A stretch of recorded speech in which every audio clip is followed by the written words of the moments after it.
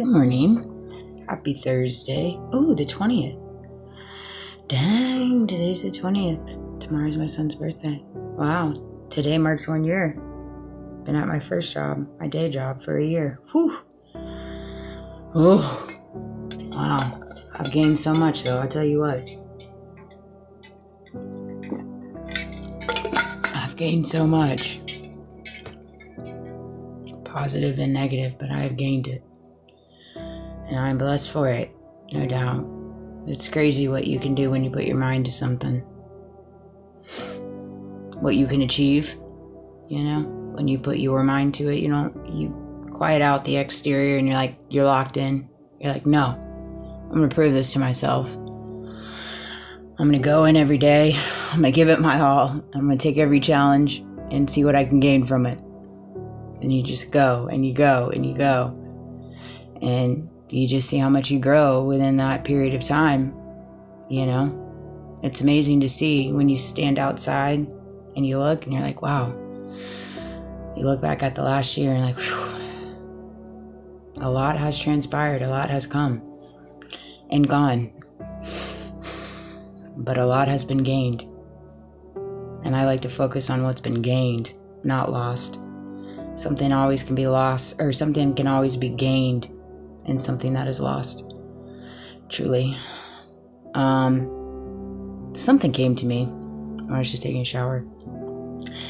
I've realized within myself that there's particular things when it comes to me that do not bother me. And that's just because of my walk, what I've been through, what I've seen, what I've been succumbed to. There's just certain things that do not bother me that would bother 5 other people standing next to me, but it does not bother me because I've seen so much, I've been through so much. I'm like, what's the big deal? What's the big deal of this? This is just a scratch, And I get where the 5 other people are coming from.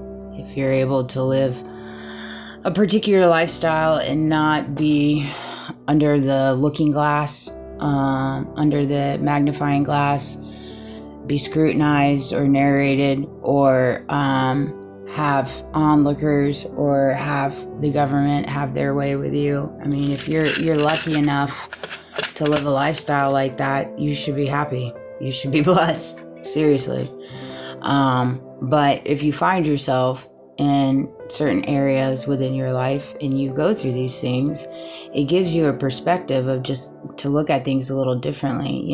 For example, like when it comes to my personal information, when it comes to my walk, when it comes to my privacy, when it comes to certain things like that, like I've already accepted a long time ago that that's not something that I have too much of, and so I don't worry myself with certain things because I recognize if people are going to move illegally, if people are going to scam you, if people are going to, do the most, which they will, they're going to do it. They're going to do it. Whether you want it or not, whether you're prepared for it or not, they're going to do it. That's just the way that this unique world has been constructed. It's the way the food chain operates, truthfully. And so you come to an acceptance of that and you realize like, okay, well, whatever's going to happen will be. And whatever I'm faced with, I will overcome if I'm designed to overcome it. Whether that's personal stuff, whether that's the business relations within your personal life, your finances, whatever the case may be, you'll overcome it. I can assure you of that. If you're designed to overcome it, you will. It's a dang shame that we live in a world that does this type of stuff, but we do. It's been clearly shown to us. It's been clearly shown to me. So instead of dwelling and sweating the small stuff, you come to acceptance of it and recognize the reality that you find yourself living in, and you find the happy spot within it and figure out what you can control, what you can overcome personally. And that's just something that I've learned in the last year when it comes to certain things that are particularly out of my control. There's just so many things in this world right now that are out of our control. How the food chain operates, how the government operates, how the judicial system operates, how the entertainment biz operates, how people in the limelight operate, that all of these things are out of our control. They're going to do what they're going to do. They're going to do what they're going to do. It just is what it is. right? And so you have to accept that. You have to accept that.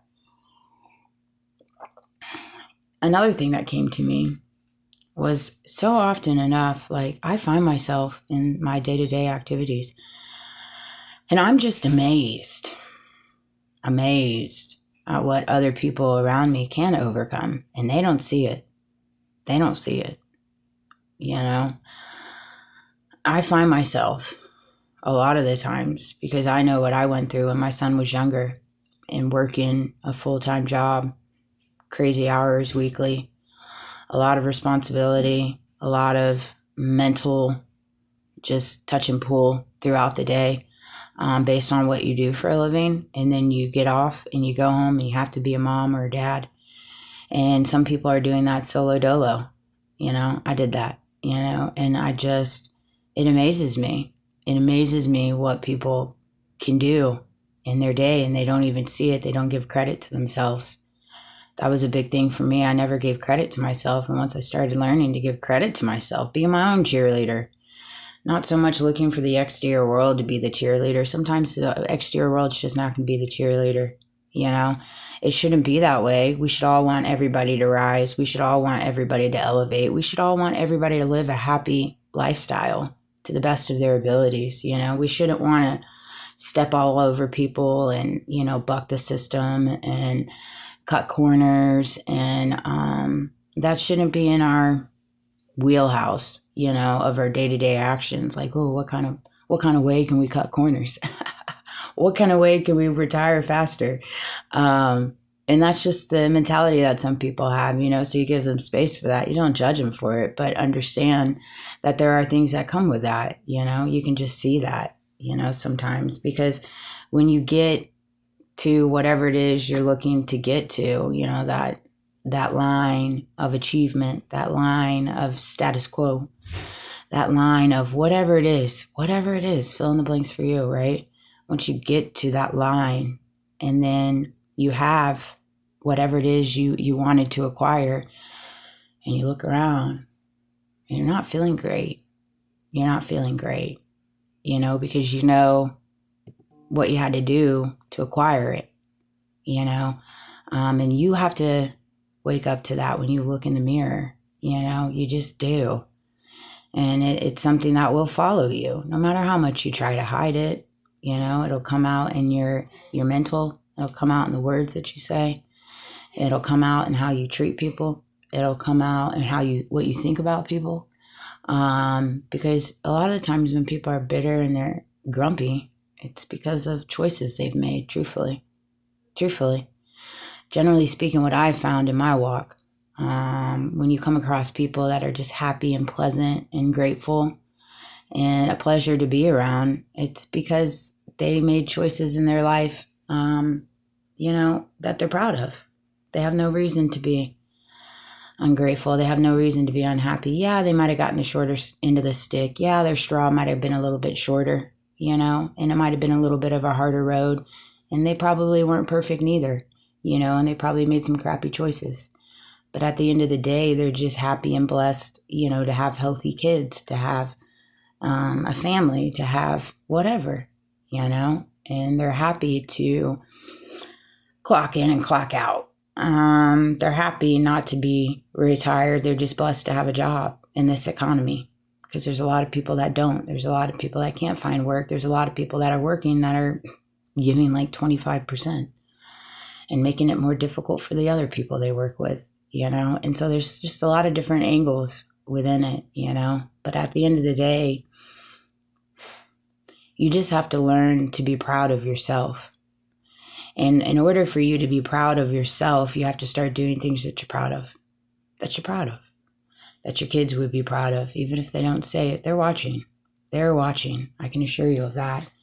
You know, I told a coworker earlier this week, if anybody can learn from my mistakes when it comes to your little ones, find the work-life balance. Find the happy spot. When you're off, you're off. When you're spending quality time with your family, you're spending quality time with your family. When you're at work, you're at work.